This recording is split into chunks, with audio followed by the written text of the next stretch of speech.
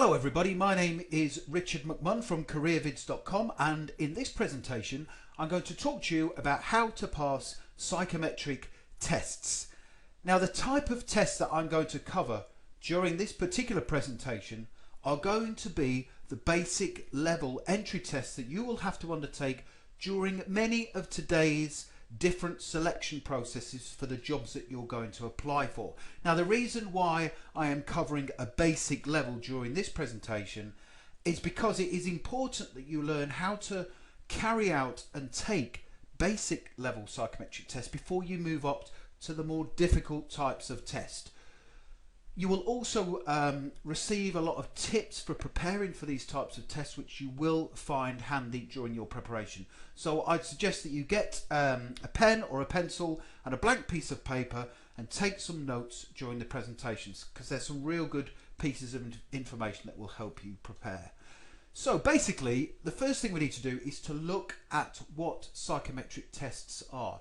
We can actually break down the word psychometric into two words. First of all, psycho, and the second, metric. And basically, it's measuring your ability to carry out basic calculations and aptitude tests, which should be relevant to the role that you're applying for. So for example, if you're applying for a job as a bank clerk, someone who's going to work in a high street bank like HSBC or Barclays, it would be pointless in that employer testing you against something like mechanical comprehension.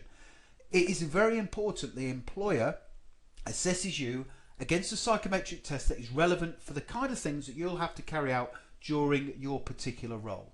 That is why many of today's psychometric tests will cover verbal reasoning and numerical reasoning. I'll talk a little bit more about those particular areas as I progress through the presentations. So we're basically breaking it down, measuring your mind, your ability to carry out specific tasks and questions that are relevant to the role that you're applying for. So the first important tip is that before you go to the psychometric test, you should look at the job description for the role that you're applying for. You should also make effort to contact the employer, and that might be through the human resources department, to ask them what type of test that you're going to be required to carry out, and therefore you can carry out lots of targeted practice in that area. So an ever increasing number of jobs now require you to sit some form of psychometric test that is based around the key requirements for the role. So I've already mentioned that it should be around the key requirements for the role. The more common types of psychometric tests include verbal reasoning, numerical reasoning, abstract reasoning, spatial reasoning and mechanical comprehension.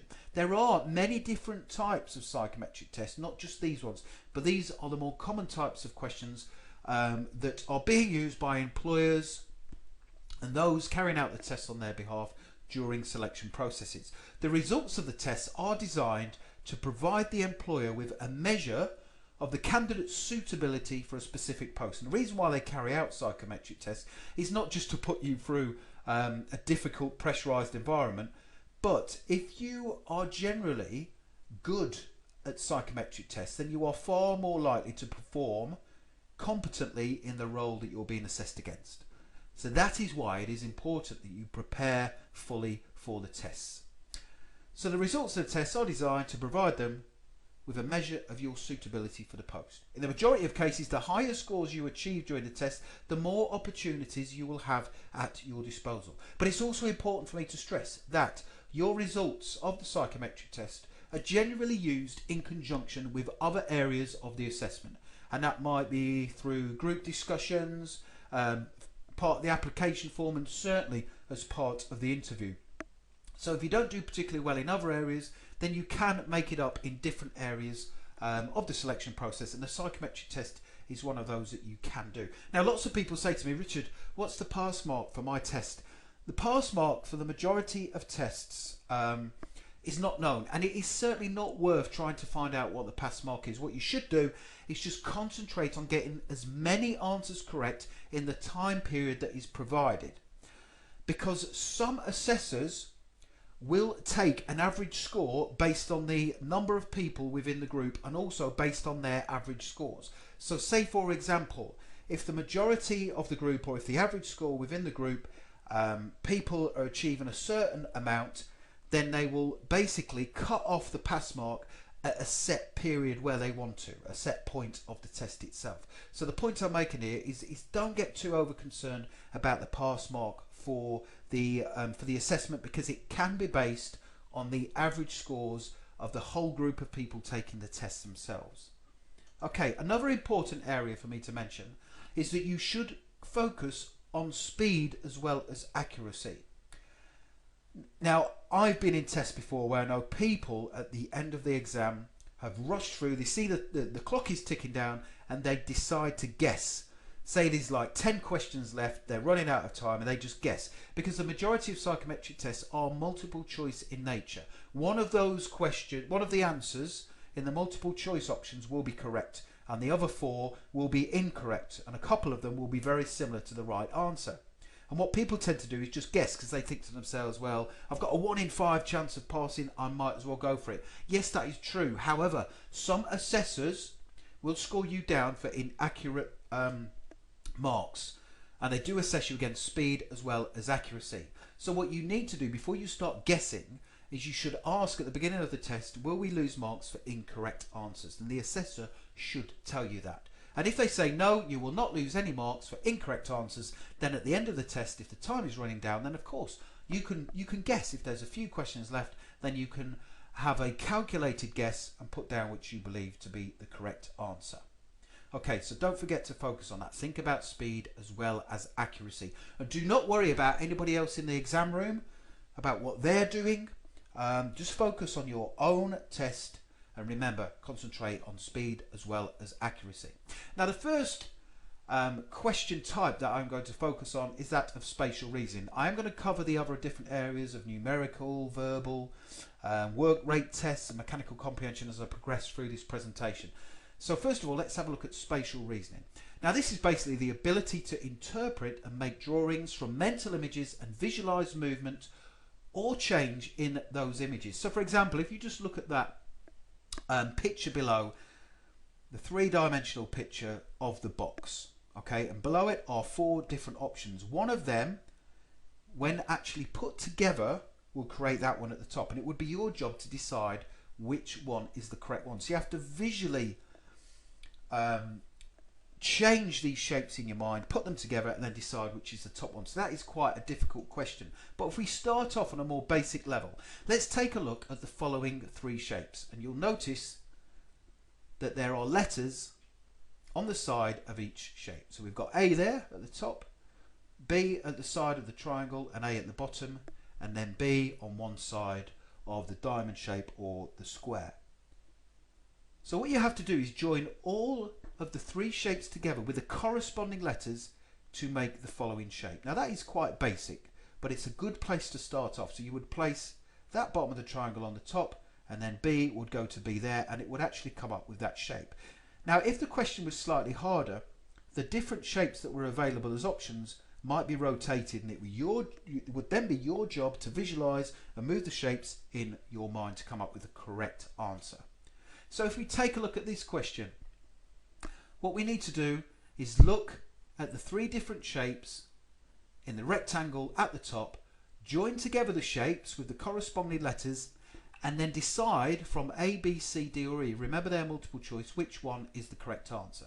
So in your mind you need to put A together on that side and then B at the top. Now you notice that these shapes are all different, but they are rotated around in a different place. So they won't look identical as per if we join these shapes up together. One of them is correct, but it has actually been rotated around, and it is your job to decide which one it is. Now what I would do when tackling this question is first of all do a process of elimination quickly to decide which one or which ones the answer is certainly not. Okay, so we know by looking at B joining on the top there that E is certainly not the right answer, so we can eliminate that straight away. So if you go through each of the shapes, you can decide that they're not correct. So you can look at A, it's on the side there, so we know that C is not correct. We also know that A is not correct, so that leaves B or D. Okay, and the correct answer, because of the way that it would rotate around and fit, is B. The correct answer to this question is B, because even though the shape looks the same for D, it's actually rotated a different way. So if you join these shapes together and then rotate it round, it cannot fit with D. So the correct answer is B. So that is a good tip, is to think about doing a quick process of elimination. And all I did there was join B on the top there in my mind, so the triangle would sit at the top, and I know straight away it is not E. I then join A to the side there, and I can therefore eliminate straight away C and A, and that leaves me with B and D. And that's a great way. Do a process of elimination first. This is a different type of spatial reasoning test question. First of all, we have to look at the two objects below, and you'll see that there are three-dimensional shapes. That shape is shorter than one at the right, but you can see that there is a black dot strategically placed on a certain corner of that shape. You have to decide which of the four options below, A, B, C or D, demonstrates both objects rotated with the dot in the correct position. So if we look at the different options below, now when you first look at the screen it can be very confusing. Now what I would do is take just one of the shapes first of all. Don't worry about the one on the right. So if we take that shape at the top and if we rotate it down to the left, we would see that that dot would end up on the top left there, because it would just fall down on the side to the left, it would be at the top. Therefore, we can eliminate A straight away. What we can do, if we rotate it around down to the bottom, we would see that it would be down here on the left hand side. So C is certainly an option. You would do that for all of the shapes on the left. We can eliminate B straight away because that's actually on the right hand side and that one is on the left, so it's definitely not going to be that one. If we rotated round to the right down to the bottom, we would see that it is correct there, so it's either C or D. And then what you would do is you would take the right one based on C or D and then rotate the shape round to decide which is the correct answer. Now because it is there, if we rotated this shape all the way round to the right, then it would be on the bottom right hand corner of the shape. Now you can notice there that it wouldn't be on that side as it is there, so the correct answer is C. And again, I've done that. Okay, I'd need to do it quicker during the test, but the point I'm making here is by a process of elimination with spatial reasoning tests, you can get it down quickly to just two options and then quickly decide which one is the correct answer. Okay, let's take a look at mechanical comprehension tests. Now, mechanical comprehension tests are an assessment that measures an individual's aptitude to learn mechanical skills. And like I said at the beginning of the presentation, it would be pointless someone like the HSBC Bank or Barclays assessing a bank clerk on mechanical comprehension tests, because they wouldn't be required to perform that kind of tests during their everyday working role. However, if somebody was applying to be a train driver or maybe a firefighter or an aircraft engineer, then it is quite possible that they would be required to work with mechanical concepts, and therefore that test should form part of their selection process. The tests are usually multiple choice in nature and they present simple, frequently encountered mechanisms and situations. Now, the majority of mechanical comprehension tests require a working knowledge of basic mechanical operations and the application of physical laws. Now again, you have to use your mind when looking at different shapes and patterns, but there is also an element of common sense applied with mechanical comprehension tests. So let's take a look at this question, and there are many different variations of mechanical comprehension tests. At the end of this presentation, I'll tell you where you can get 250 pages of different sample psychometric tests of varying degrees: spatial reasoning, verbal, numerical, mechanical, etc. Which pendulum out of these four will swing at the slowest speed? Okay, so a pendulum is something that will go backwards and forwards. So if you figure that the black dot, the large there, is a weight which is fixed but can move around in a circular motion, and this black rectangle there is the weight. Now the lower the weight will go, the slower the pendulum will swing, because the weight is at the bottom, so it will swing slow. As the weight moves to the top, the faster it will go. And it's the same with a clock. If you think of a pendulum, the higher the pendulum is at the top, the faster it would swing. So, which pendulum will swing at the slowest speed? And the correct answer to this question is D.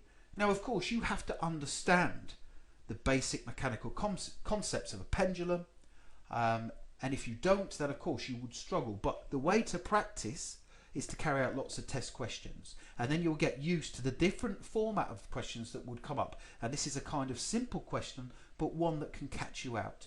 Let's take a look at this one. Now this is very basic, but a lot of people get caught out.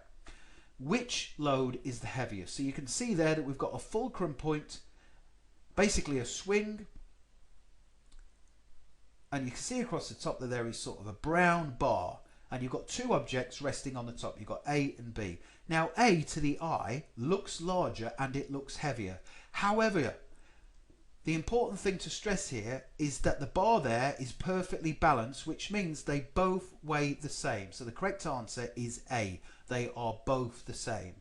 Obviously, if one was tilted a different side to the right or the left, then you could say one was heavier than the other, but the correct answer is A, and the giveaway is because the bar is perfectly balanced. It doesn't matter how bigger A is than B, it's the fact that that bar is balanced. So always look out for that with this type of question. Okay, let's take a look at verbal reasoning and verbal ability tests. Now, as I said at the beginning, these types of tests are widely used since most jobs require you either to understand and make decisions based on verbal or written information, or to pass this type of information to other people. In practice, the more straightforward types of questions in this type of test are spelling, grammar and different instructions. They tend to be more applicable to administrative roles, and the reasoning and deduction type of questions to management roles. So the harder type of questions will go with management roles, and the basic ones, which I'm going to show you in a second, are more to administrative roles, and they are certainly more commonplace during psychometric tests. Okay, very basic ones. Let's take a look at the odd one out test. Which of the following words is the odd one out? We have car, aeroplane, train, bicycle and house. And I can tell you that the odd one out is obviously house, because the others are a form of transport. Car is transport, aeroplane, train and bicycle, whereas a house is not a form of transport and is therefore the odd one out. Question 2. Which of the following is the odd one out? Again, right, white, dart, bright, sight. And the odd one out is dart, simply because it does not rhyme with the other words. All of the others rhyme. Question 3. The following sentence has one word missing. Which word makes the best sense of the sentence? So it has to make the best sense. The mechanic worked on the car for 3 hours. At the end of the 3 hours, he was. Now, of course, he could be home. He could be rich. Unlikely, but he could be rich after working on a car for 3 hours. He could be crying because he's tired and fed up of it. He could also be thinking. He might be thinking, why am I doing this job? But the one that makes the most sense is exhausted. The mechanic worked on the car for 3 hours, and at the end of the 3 hours, he was exhausted. That makes the best sense of the sentence. Question 4. The following sentence has 2 words missing. So we're increasing the stakes now. There are 2 words missing. Which 2 words make best sense of the sentence? The man, blank space, to walk along the beach with his dog. He threw the stick and the dog blank spaced it. So you'd have to work through which ones are the correct ones. The man hated to walk along the beach. That's highly unlikely. The man decided to walk along the beach with his dog. Yes, he could do. He threw the stick and the dog wanted it. That doesn't make best sense. The man, if we look at C, the man liked to walk along the beach with his dog. That certainly makes sense. He threw the stick and the dog chased it. That is the correct answer, because the 4th one, D, the man hurried to walk along the beach. That does not make sense. The man hated to walk along the beach. He threw the stick and the dog loved it. That doesn't make sense, that he would hate to walk along the beach with his dog. It just wouldn't make sense. So the best one that makes sense is C. So that is the correct answer. Moving on. The next one, we have to complete the following sentence. Not only blank to Glasgow, but he also visited many other places in Scotland too. So we're talking about a man here. So what we can do is we can eliminate anything with she. So A is no good, and neither D or E. So we're left with B or C. Not only did he to Glasgow, that doesn't make sense. Not only did he go, so the correct answer to that is C. So immediately we can eliminate, because we know it is a man as part of the question. So anything with she in it, we can take out. That's a great tip to use. Look for genders within questions and eliminate anything of the opposite gender. The next one. Sorry, I brought that up. Now, please remember, you blank the test until the teacher tells you to. Okay, and the correct answer here is E. Now, please remember, you are not to start the test until the teacher tells you to. Other ones might make slight sense, some won't fit at all, but that is the one that makes perfect sense with the question. And again, it's a process of elimination. Next one, which of the following is the odd one out? We've got strawberry, raspberry, peach, blackberry and blueberry. And that's quite an easy one because the odd one out is peach, because that is the only one that is not ending in berry. All the others are a form of berry.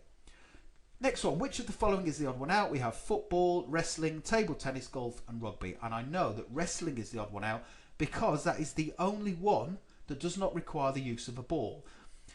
They're all sports, granted, but football, you need a ball, table tennis, a ball, golf, a ball, rugby, a ball as well. Okay.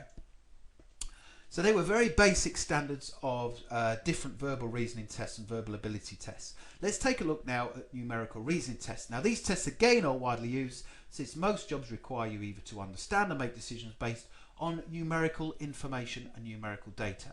Now if you were applying to become a bank clerk, I can guarantee that numerical reasoning tests will form part of the psychometric test process. Okay, first one, very simple. And many of these tests you won't be required to use a calculator or won't be permitted. Calculate 6.99 plus 1809. Many of these you could do in your head. Some test administrators will allow you to write down the answers on a blank sheet of paper, but they usually require you to hand in that blank sheet of paper after the test. Now what I suggest you do is make sure that any workings out are neat on the paper. Okay, make sure that they are neat on the paper because they may look at your form of handwriting and also how you have tackled the tests themselves. So what I've done on the right hand side here is just provide a brief breakdown of how to tackle the question. 6.9 plus 1809 is basically 25.08, which is D. The second one, calculate 13.26 minus 2.22. We work that out to be 11.04, which the correct answer is B. Again, calculate 138.22, subtract 12.45, and the answer is 125.77, which is E. So very basic questions. Here's a different form of numerical reasoning test. Now the clock above reads 10 minutes past 10 a.m. How many degrees will a large minute hand, that's that one there pointing to the 2, have turned when the time reaches 11 a.m. So it basically has to go round 50 minutes, but it's asking us basically the question in regards to degrees. Now there are 360 degrees in one full turn of a circle or a clock hand. So if it went all the way round to 2 o'clock again, it would have gone round 360 degrees. That means there are 30 degrees for every 5 minutes the hand turns. So the hand turns 5, that's done 30 degrees, 60, 90 and so on. Okay, therefore the answer is 270 degrees to get to the to 11 a.m. Okay, so 270 degrees in total. Let's have a look at another question. The fire service reports the following number and type of fires in a 12-month period. So it's listed there: car fires 100, chimney fires 200, house fires 50, derelict building fires 350, rubbish fires 300. What percentage of fires were chimney fires? So the first thing you have to do is add the total number of fires, which equals 1,000. Okay, so add them all up. It's 1,000 fires, and then you have to divide the number of chimney fires, which is the one they're asking, into the total number of fires, which is basically 200 divided by 1,000 equals 0.2 times 100 equals 20%. So the correct answer there is 20%, which is C. Okay, this is a different type of test, which is a graphical test, where you have to interpret numerical data. Now you can look at that and think, I don't really understand that, that's quite confusing. But question number 1. In year 3, which is this year here, how much more than Italy did Germany spend on computer imports? So basically the graph is about computer imports. We're looking at year 3, and the two different generics that we need are Germany and Italy. So there's Italy for year 3, and there is Germany. So we basically need to work out the difference of how much they spent. So to answer this question, you need to look at the figures from Germany and Italy in year 3.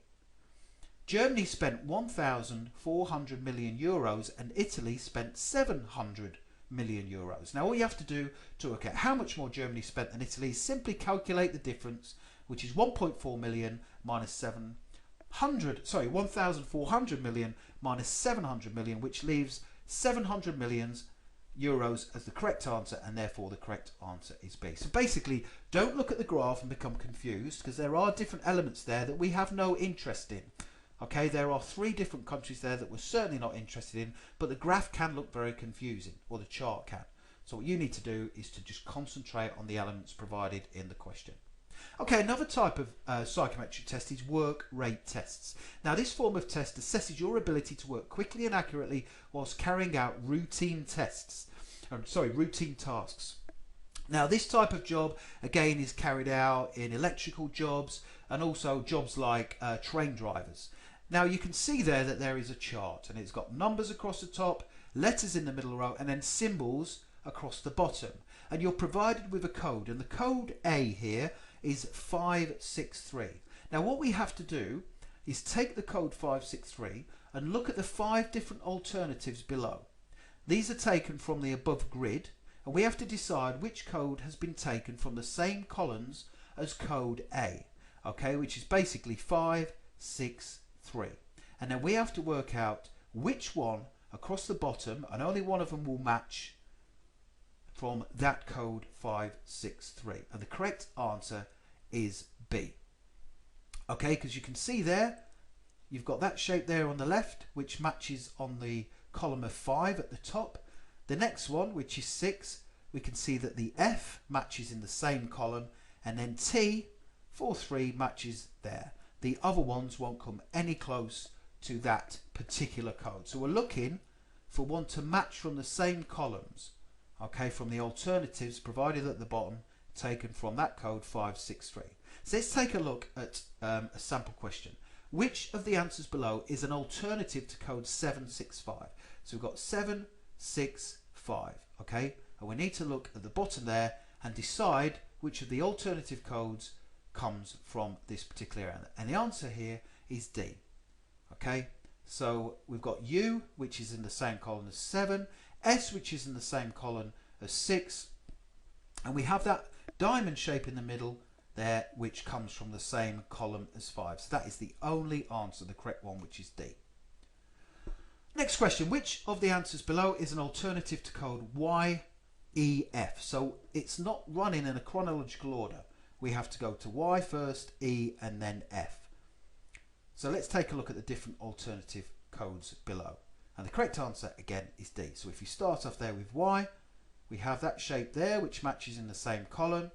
We then go to E, which has that one, and it needs to be in the same order. And if we go to F, then the correct one is 2 there, and that's an alternative code. You'll notice that the others do not match in the same column and in the same order. Okay, well I hope you've enjoyed that presentation on how to pass psychometric tests. If you look below the YouTube video, I've provided you with a link to download a 250-page guide. It contains hundreds of psychometric test questions ranging from numerical reasoning, verbal reasoning, work rate test, spatial reasoning, mechanical comprehension, the lot. There are plenty of questions in there for you to download. So please, I hope you like this video. If you do, click the like button and then go to the page below the video to download the rest of the questions. I wish you all the very best in your pursuit to passing your psychometric test. Like I say, I've been Richard McMahon. Thank you very, very much for watching.